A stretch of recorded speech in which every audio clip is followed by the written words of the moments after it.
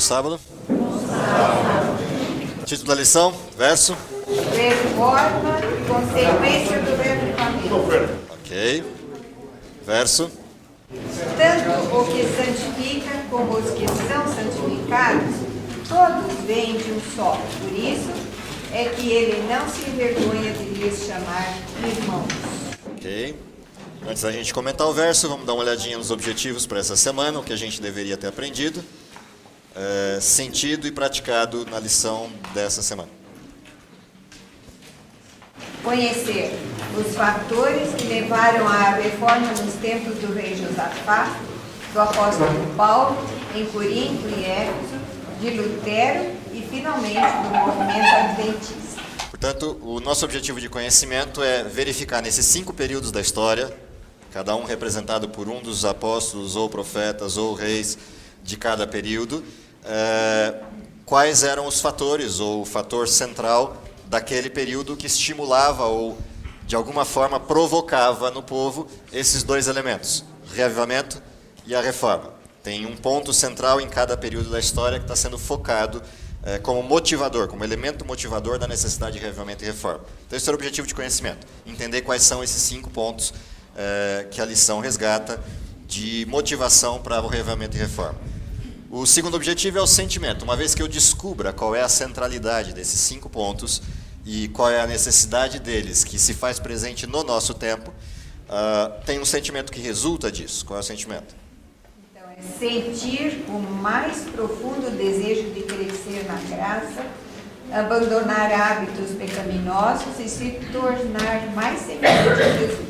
Okay? Então, o sentimento resultante, uma vez que eu perceba aquilo que está errado, é o desejo de mudar. É o desejo de corrigir a rota daquilo que está errado na graça de Cristo. Crescendo na graça de Cristo, no poder de Cristo, para abandonar aquilo que está errado, aquilo que está defeituoso no processo, para nos tornarmos dia a dia mais semelhantes a Cristo. O terceiro objetivo é a prática, o que eu faço quando eu sinto isso. Seguir o conselho de Josafá. Crede no Senhor vosso Deus e estareis seguros. Crede nos seus profetas e prosperareis. O aluno deve aceitar também o fato de que as mensagens proféticas do céu são relevantes para a sua vida hoje e, pelo poder do Espírito Santo, viver em harmonia com a sua vontade revelada. Então, primeira parte do objetivo prático é o desenvolvimento pleno da crença em 2 direções. Crer no Senhor, na sua palavra, e crer naqueles a quem Ele enviou. A junção desses 2 elementos de crença dá o tom correto, a dimensão correta e a amplitude correta da mensagem para o tempo em que vivemos. Entendendo e desenvolvendo esse modelo de crença, vem a segunda parte da prática, que é vivenciar essa crença. Ou seja, não adianta só eu crer, mas dizer, isso não é para mim, é para os outros. Não adianta só eu acreditar, seja em Deus ou seus profetas, e dizer, eu não preciso porque eu já estou adequado, é para os outros. O modelo adequado de reavivamento e reforma é a aceitação plena de que eu preciso dessas mensagens e eu preciso vivê-las dia após dia, cada vez mais enfaticamente, cada vez mais profundamente nessa dimensão. Então esse é o desenho do estudo da lição dessa semana, que a gente deveria ter aprendido na lição dessa semana, diz respeito a isso. Portanto, vamos olhar reforma como consequência do reavivamento. Estudamos reavivamento até a lição da semana passada. Agora vamos olhar qual é a consequência desse reavivamento. Então, o que acontece a partir dele. A primeira experiência resgatada na lição da semana é a história de Josafá. A primeira área de reforma suscitada na lição dessa semana é a história de Josafá. Há uma série de elementos discutidos em Josafá, tanto na maneira como ele executou a reforma, quanto nos motivadores. Motivadores. O que estava acontecendo com o povo de Israel que provocou a necessidade da entrada de Josafá no percurso de um reavivamento e reforma? Qual era a condição de Israel, o que estava acontecendo naquele momento? Lembram disso? Leram? Ameaça do quê? Ameaça de um exército que era impossível de vencer. Então a situação de Israel era essa. Estamos sob ameaça de guerra, não tem chance. Todo o foco de Israel se voltou para o quê? O medo da derrota. O que Josafá faz? Ele traz Israel de volta e aponta para a direção daquele que tem condição de vencer qualquer batalha. Porém, há condições para que essa vitória ocorra. Então Josafá usa uma questão externa, uma iminência de desastre, uma iminência de destruição, como motivador inicial para dizer para as pessoas: se continuar como está, é derrota certa. Se continuar olhando para o que estamos olhando, derrota certa. Portanto, precisamos fazer o quê? Realinhar o nosso olhar, nosso foco. Portanto, para onde ele resolve apontar os olhos de Israel? Crede no Senhor nosso Deus, crede nos seus profetas. Deus é fiel, não abandona o seu povo. Portanto, vamos nos voltar para ele. Reavivamento. Toda a mensagem de Josafá está voltada inicialmente para esse modelo de reavivamento. Nós precisamos olhar para o lugar correto, o Deus da nossa salvação. Ao olhar de perto para o Deus da nossa salvação, que coisa se percebe em Israel? Que eu vejo Deus, vejo a mim mesmo e percebo que há uma diferença entre o que Deus quer de mim e como eu estou. E aí vem a segunda parte da mensagem de Josafá, que é revitalizar a prática israelita. E aí ele começa a pontuar algumas coisas que precisavam ser mexidas em Israel. Um dos parâmetros que Josafá mexe em Israel, qual é? Padrão de justiça. As pessoas, no contexto israelita, faziam coisas umas com as outras, no sentido da maneira como agiam de umas para com as outras, nos casos de litígio ou situações de desacordo em Israel, que não seguiam os padrões de justiça no formato divino. Então, o que Josafá resgata? Tribunais, essencialmente israelitas, com o foco central na mensagem de Deus para os julgamentos das causas israelitas. Ele resgata toda a mensagem de Moisés, todo o modelo anterior de abordagem, para dentro dessa questão israelita de julgar, de desenvolver justiça social. Esse é um elemento interessante do resgate de Josafá. Diga. Quando Josafá trabalhou resgatando o povo do mal que eles viviam, ele direcionou para os mandamentos. Sim, a minha padrão de pergunta, justiça de Deus. Não são só os 10 mandamentos, mas... Ele resgata toda a Torá, toda a lei de Moisés. Ele resgata aquele processo inteiro porque é o padrão de Israel. Ou seja, Deus deixou para a gente uma vontade e um padrão. Nós nos distanciamos desse padrão e trouxemos para nós o opróbrio de Deus. Ou seja, Deus tirou a sua mão de proteção e nós estamos sob a ameaça de guerra. Porque nós fugimos da proteção de Deus. Então ele resgata isso. Primeira coisa, restabelecer o padrão de justiça de Deus. Uma segunda coisa que Josafá faz é restabelecer o culto correto a Deus. Por Israel inteiro se espalhou um monte de situações diferenciadas de modelo de culto, inclusive de deuses diferentes. E Josafá também resgata isso como modelo central, a autoridade plena de Deus. Deus é o nosso Deus, não há outro. Há uma outra coisa que Josafá também resgata, que é o padrão de conduta moral de Israel, que começava a surgir dentro do povo situações distorcidas de conduta moral.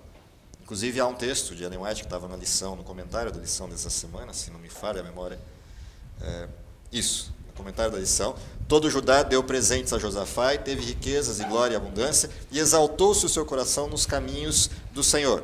Com o passar do tempo, prosseguimento das reformas, o rei tirou os altos e os bosques de Judá, os templos, entre aspas, templos, os lugares de culto a deuses pagãos, que se espalhavam por todas as colinas de Judá.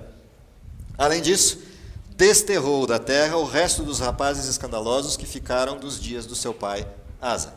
Portanto, o modelo de deturpação da sexualidade humana estava presente e espalhado em Israel. E Josafá corrige isso do tempo do reinado do seu pai. Então, ele atua em 3 direções bastante básicas. A primeira direção, o padrão de justiça de Deus. Segunda direção, o resgate da autoridade de Deus como o único Deus, o único que merece culto e expulsa todos os modelos de culto fora daquele padrão. E, por fim, resolve a questão dos resquícios de disseminação de imoralidade que haviam restado do reinado anterior, sobrado do reinado anterior. E com isso ele volta o povo de Israel para os padrões do que de fato é o povo de Deus. Diga. A gente chega a entender que o motivo central da reforma de Josafá foi o medo. A pergunta é... O fator motivador, não é o motivo. Não é o motivo, é o motivador. Uma coisa é motivo. Qual era o motivo da reforma de Josafá? Voltar para Deus. Qual é o motivador? A iminência do mal. O que é provação? Provação é isso. O que Deus faz no modelo de provação? Quando eu insisto em negar Deus, chega uma hora que Deus faz o quê? Ele tira um pouquinho da mão dele de proteção de mim. Qual é o resultado? Tranquilo? Qual é o resultado dessa tirada de mão? Eu começo a sofrer um pedaço das consequências do caminho que eu escolhi. Isso aconteceu com o povo de Israel. Deus tira um pedaço da mão, mas não tira todo, porque senão Israel é destruído. Ele tira um pedacinho da mão para Israel perceber que se Deus tirar a mão toda, o que acontece? Está sozinho. Se estiver sozinho, destruído. Então, o motivador foi esse. E o motivador das provações normalmente é esse, é o desastre iminente que o pecado causa. Quando a gente está no fundo do poço que a gente procura Deus. Então, o que Deus faz? Ele tira um pouquinho da mão. O curioso é que mesmo quando Deus tira a proteção, e isso está num dos pensamentos da lição, foi boa a lembrança, um dos pensamentos da lição pontua bem claramente isso. Mesmo quando Deus tira um pedaço da proteção de Israel, Deus nunca abandona o seu povo. Ele só tira um pedaço para eles sentirem que as consequências vêm, se eles continuarem naquela direção. Mas ele continua do lado. Bastou Israel estender um pouquinho da mão na direção de Deus, o que Deus fez? Abraça Israel de novo, e aí todo o processo de Israel volta aos trilhos por conta da situação da entrega de Josafá. Ele decide guiar o povo na verdade como Deus havia incumbido a ele no reinado. Então é um processo bastante interessante essa atuação de Josafá. Eu só falei atrás, já te dou a palavra, Isaac. Interessante é que Josafá, ele foi diferente de Saul, né? Uhum. E Saul, não, vamos lutar porque vamos vencer. Porque Josafá, em vista dos boatos, ia ser atacado Jerusalém, Judá, né? Quer dizer, ele se colocou na condição de pecador, reuniu o povo. Ele deu exemplo e trouxe o povo atrás dele. Justamente. E Deus fez surgir um profeta lá, que não era profeta, né? Pelo menos que não era conhecido como profeta, e falou, não, você vai vencer, mas não vão fazer nada. Só vão assistir, né? Quer dizer, vai assistir a guerra e a guerra não vai acontecer com você. Ou acreditou naquele homem que não era profeta. Eu acredito que aquele homem vivia uma maneira de um cristão, que o pessoal acreditou nele. Exatamente isso. Esse é o contexto. Deus tira a mão ou o povo que se afasta da mão? Na verdade, a gente não consegue se afastar de Deus, Ele está sempre do nosso lado. Ou seja, se afastar no sentido de você não estar andando. O que o povo fez? Exatamente o que você falou. O povo se afastou dos caminhos de Deus, mas Deus vai junto.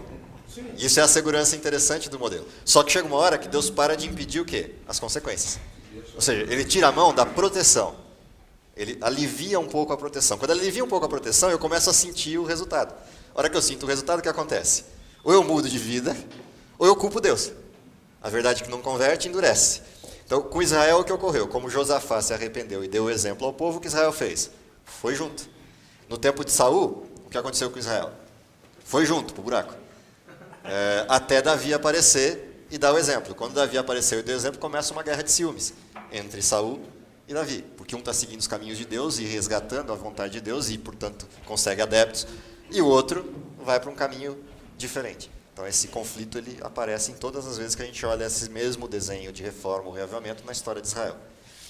A segunda proposta, que era o conhecimento segundo da lição, era qual é o motivador e qual é a situação da próxima experiência que aparece no texto. Então, depois de Josafá, a próxima experiência que a gente tem de reforma é a reforma na igreja de Corinto, que é o exemplo de Paulo e a atuação de Paulo com a igreja de Corinto. A igreja de Corinto era uma igreja conversa recente entre os gentios, que depois da saída de Paulo da região, distanciado de lá, essa população começa a voltar às práticas antigas, os hábitos antigos que as pessoas daquela região tinham. O curioso é que eles voltam a essas práticas sem abandonar a fé. Ou seja, são sujeitos praticantes do mal, vivendo todos os dias de culto, oficiais, etc., a mensagem da época. Eles não se afastaram da mensagem, eles se afastaram da prática. Mudaram a prática ou justificaram suas práticas a partir do texto. O que levou esse povo a um nível de imoralidade maior do que os pagãos. Porque eles tinham justificativas para a imoralidade. Isso é a parte interessante do momento Corinto na pregação de reforma e reavivamento. Ou seja, você, quando se afasta da comunhão essencial com Deus e da compreensão plena da palavra, centrada na sua vivência dessa mesma palavra, o resultado disso, ou seja, o efeito colateral disso, qual é? Encontrar justificativas sólidas para o seu erro. Você começa a usar a palavra de Deus para sustentar uma prática equivocada. Isso acontece com a igreja de Corinto e leva a igreja de Corinto a um nível de moralidade tal que Paulo chega ao tom de dizer: vocês fazem coisas que nem os pagãos fazem. Esse é o nível que está a igreja. De alguma maneira, isso vem como uma advertência também, como as de Josafá, para o nosso tempo. A verdade que não é praticada de forma completa distorce-se ao longo do tempo e sustenta uma prática equivocada na própria palavra. É a distorção do evangelho real para um evangelho dissimulado, com outras práticas, com outras abordagens. E aí, em nome da liberdade da salvação em Cristo, se faz o maior nível de atrocidade possível. Em nome da graça dada por Cristo, se cometem os maiores desvarios ou pecados disponíveis. Essa é a história da igreja de Corinto. Qual é a proposta de Paulo? A proposta de Paulo é uma reforma de base, um retorno às bases principais da fé e um abandono completo das práticas de imoralidade. E aí, vários exemplos listados por Paulo nessa carona, ligados com a presença, guia e senhorio do Espírito Santo na vida da igreja cristã, resgatando a promessa de Cristo como a vinda do Consolador e a guia do Espírito Santo em toda a verdade. Então, o segundo aspecto interessante que a lição levanta sobre a questão de reavivamento e reforma é que uma prática superficial da verdade me leva à distorção dessa mesma verdade e à cristalização de erros sustentados por essa verdade. É um segundo aspecto, diferente do aspecto de Josafá, que foi a apostasia geral.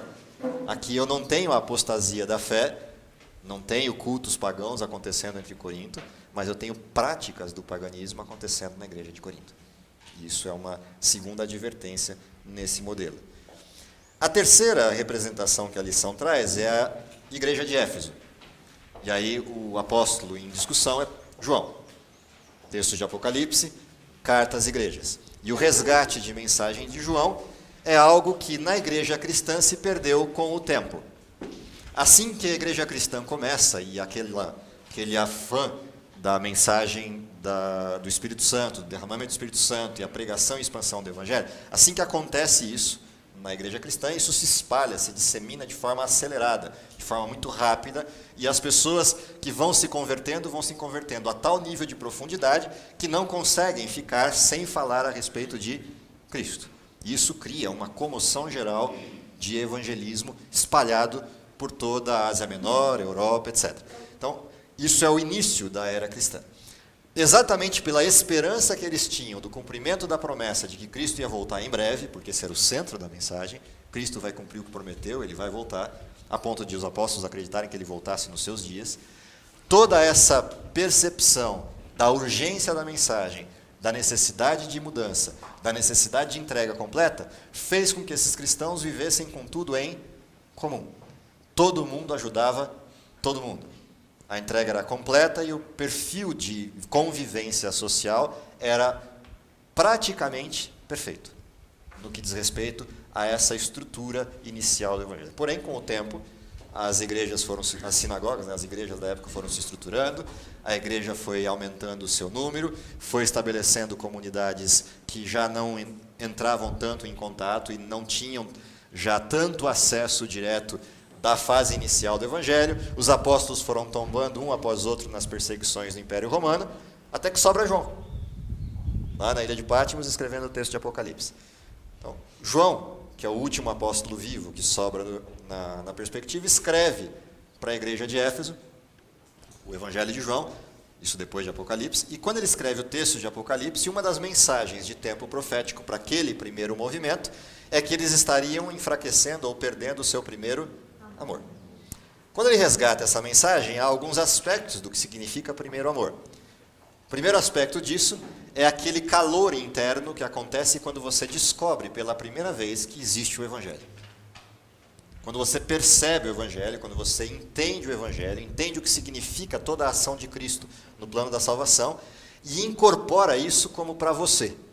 Deus fez isso por mim quando eu era ainda pecador. E isso explode dentro do coração como um calor que retorna em testemunho. Isso é o primeiro amor, é o primeiro aspecto do primeiro amor. O segundo aspecto do primeiro amor é o desejo incontido de viver esse amor. E, portanto, se moldar à semelhança desse Cristo que fez tudo por mim.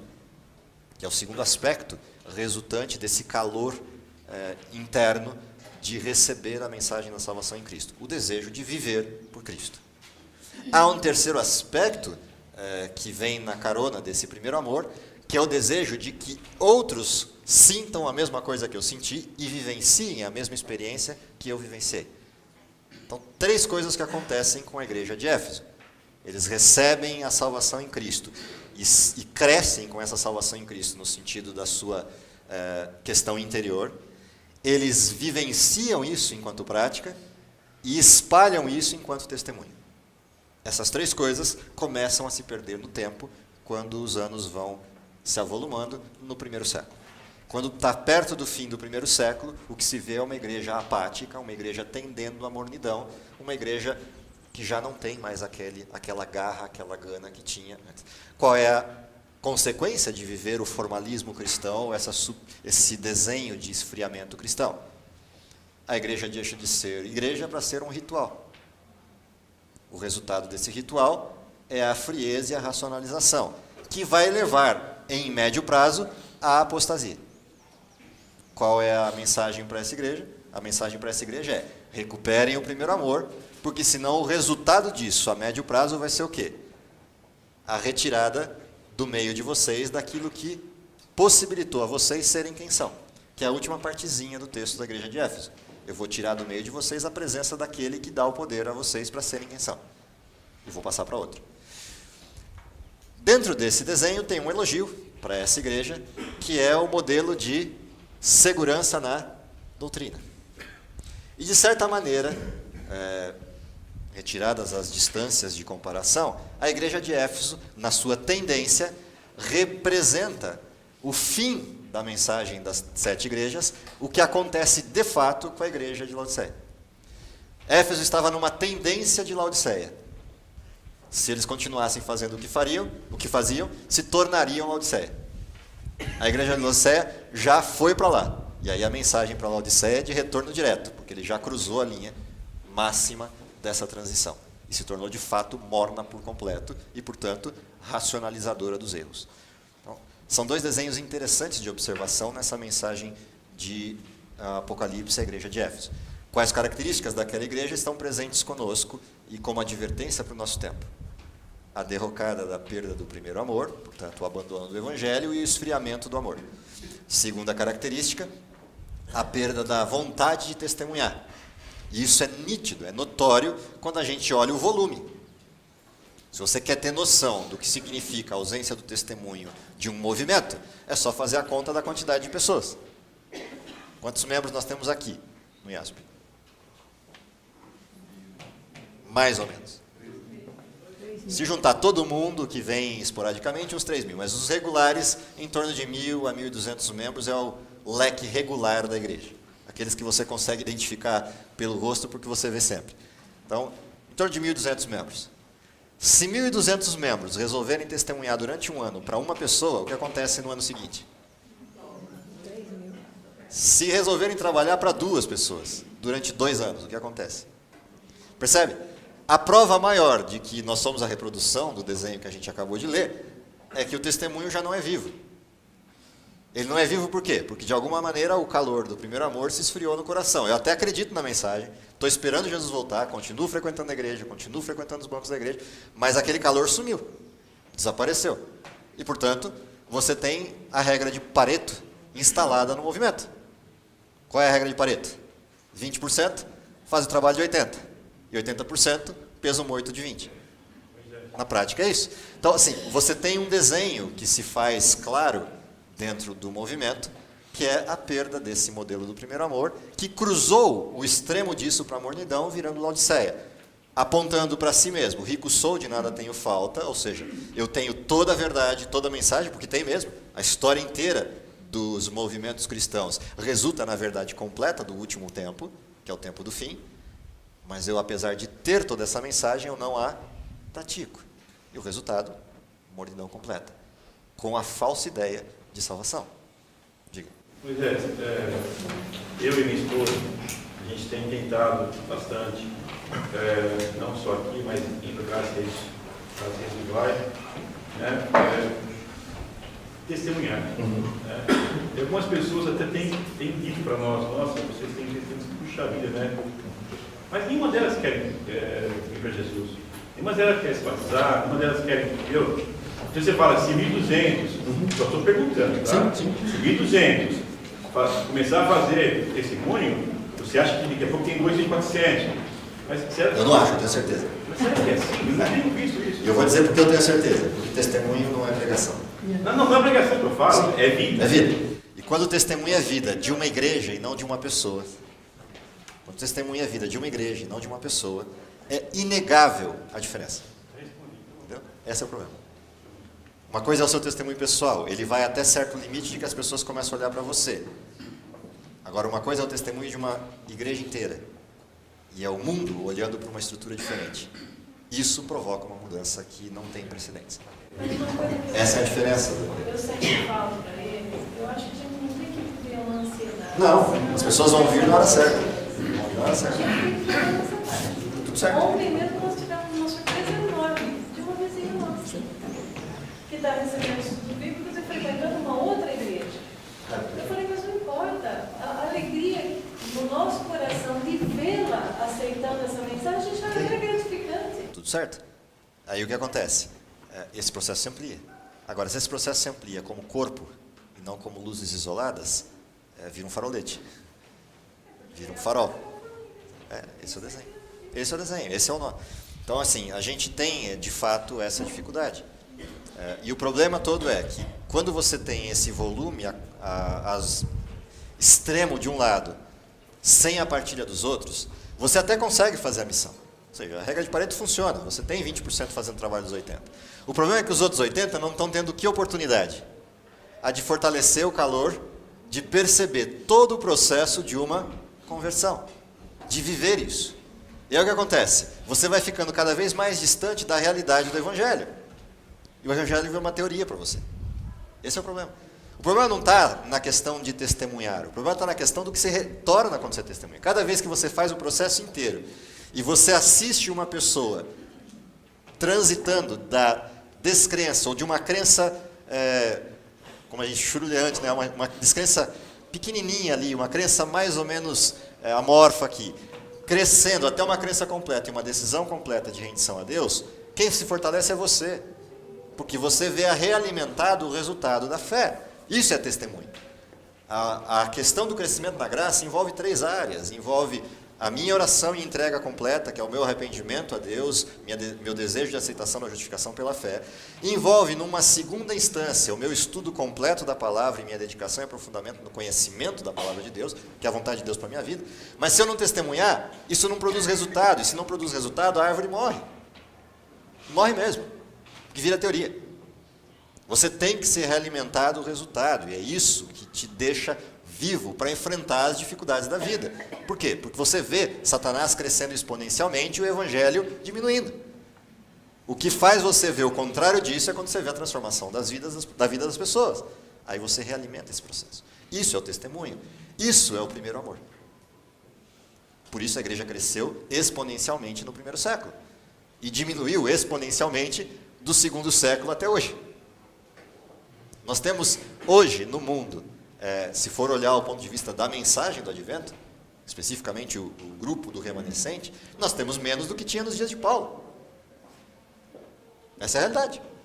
Eles quase conquistaram o mundo. Nós temos menos hoje do que naquela época.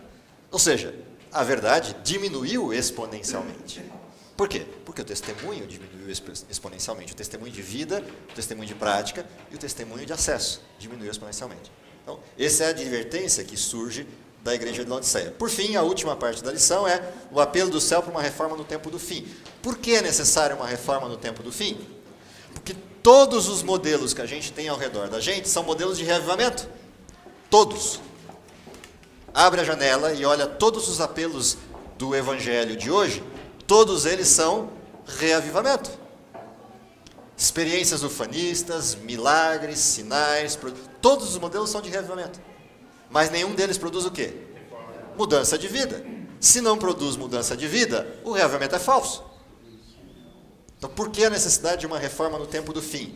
Por causa da reforma, pura e simplesmente? Não. É porque Deus precisa de uma verdade que seja completa, sólida, coesa. Isso está ligado à minha entrega completa a Deus, em todos os aspectos que se envolvem, e na carona disso, a transformação da minha vida no senhorio desse Deus. Reforma completa. Aí sim o mundo verá que uma verdade faz sentido. E não é só um sentimento. Não é só uma superficialidade de sentimento. Então, essa é a diferenciação que acontece agora. A segunda questão, por que é necessária uma reforma nesse tempo em que vivemos, é porque o erro nunca esteve tão disseminado e cristalizado de formas tão distintas quanto hoje. Todas as formas possíveis de erro que a história já contemplou residem ao mesmo tempo no tempo atual. De tudo que você pensar, do paganismo absoluto a ateísmo completo, da imoralidade exacerbada ao ascetismo completo, todas as falsidades de doutrina estão presentes de uma vez só, no mesmo tempo. Isso a história nunca viu. Uma hora você tinha imoralidade exacerbada, outra hora você tinha injustiça exacerbada. Todos os modelos juntos é no nosso tempo. Por quê? É o fim da história. É a soma de tudo isso. Exatamente. Por isso que Cristo falou, será que encontrarei de pé? Aquele que estiver de pé, ore para que não caia. Todo esse desenho é o desenho atual. Portanto, mais do que nunca, a gente precisa de uma ligação direta com Deus e um discernimento completo entre a verdade e o erro, porque o erro se manifesta de múltiplas formas. Algumas muito tênues, muito parecidas com a verdade, outras tão distintas que é fácil perceber. Mas o erro está manifesto em todas as portas. Portanto, discernimento entre a verdade e o erro é a carência do mundo atual. Essa carência só é suprida com uma reforma completa, que me permite uma ligação com Deus sem atrapalhos, sem amarras. E essa ligação com Deus ativa a minha capacidade de perceber o erro. Então, esse é o desenho. A reforma do tempo atual tem esse segundo aspecto, que é preparar um povo para isso. E há um terceiro ainda, que é desenvolver um povo que exemplifique a revitalização completa do Evangelho, em todos os aspectos da vida. Saúde física, saúde mental, saúde espiritual. Um povo que, de fato, resgate aquilo que era a bênção prometida de Deus para quem vivesse os seus princípios. Resultante, isso se tornaria foco do mundo. Então, essas três questões estão envolvidas na necessidade de reforma para o tempo em que vivemos hoje. Do contrário, a gente vai continuar empurrando com a barriga o tempo, até Deus esgotar o tempo. Essa é a questão da última parte da reforma, que é a última parte da discussão da lição dessa semana. Qual é o sentimento que deveria resultar de entender todas essas nuances da história que estão, de alguma forma, reproduzidas em maior ou menor grau no tempo de hoje? O primeiro sentimento é o desejo completo de arrepender-se diante de Deus e mudar o rumo. Esse desejo de se arrepender, de reconhecimento do pecado e da malignidade do pecado, e a necessidade de mudança, me levaria a uma prática. Que prática é essa? Olhar para Deus e começar a buscar o que Ele quer que a gente seja, o que quer que a gente faça. Esse é o desenho resumido da lição dessa semana. O grande problema nosso é uma decisão racional que tem que ser tomada frente a isso, resultante de um sentimento. A decisão racional é o que eu faço uma vez que eu descubro que Deus fez tudo isso por mim e tem disponível toda essa trajetória para minha restauração à imagem do meu Criador. Isso é uma decisão racional de prática, que carece da nossa escolha, da nossa formalização de maneira completa, para que Cristo encerre a sua obra, tanto de transformação na gente, quanto de transformação do mundo, quanto de redenção final. Que Deus nos abençoe, para que isso seja uma verdade, é o meu desejo para vocês e para mim.